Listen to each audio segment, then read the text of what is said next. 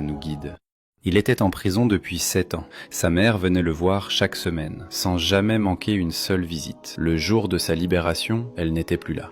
Je vous explique. Yanis avait 19 ans quand il entra en prison. Mauvaise fréquentation, mauvaise nuit, mauvaise décision. 7 ans ferme. Sa famille l'abandonna, ses amis disparurent, tous, sauf une, sa mère. Chaque samedi matin, sans exception, hiver, été, maladie, fatigue, elle était là. Elle lui apportait à manger, elle lui apportait des livres, elle lui apportait le Coran. Et chaque semaine, avant de partir, elle posait sa main sur la vitre et lui posait la sienne en face. « Je t'aime, mon fils. Allah va te sortir de là. Fais confiance. » La 3e année, Yanis ouvrit le Coran, par désœuvrement au début, puis par curiosité, puis par besoin. Il le lut en entier, puis recommença, puis apprit par cœur. La 4e année, il enseignait le Coran aux autres détenus. La 6e année, le directeur de la prison l'appela. « Yanis, grâce à toi, 23 détenus ont changé de vie. Je recommande ta libération anticipée. » Yanis pensa à sa mère. Il voulait lui annoncer la nouvelle lui-même. Le samedi suivant, sa mère ne vint pas. Pour la première fois en 6 ans. Yanis attendit. 1 heure, 2 heures, rien. Un gardien s'approcha. « Yanis, ta mère est à l'hôpital. Elle a fait un malaise ce matin. » Yanis s'effondra. Le directeur fit une exception. Il l'autorisa à aller la voir, escorté, menotté, mais il y alla. Il entra dans la chambre. Sa mère était allongée, des fils partout, yeux fermés. Il s'assit à côté d'elle, prit sa main et dit tout bas « Maman, je suis là. Je sors dans 3 semaines. Tiens bon. » Sa mère ouvrit les yeux, le regarda et sourit. Je le savais. Allah me l'avait dit cette nuit. Le jour de sa libération, Yanis sortit de prison.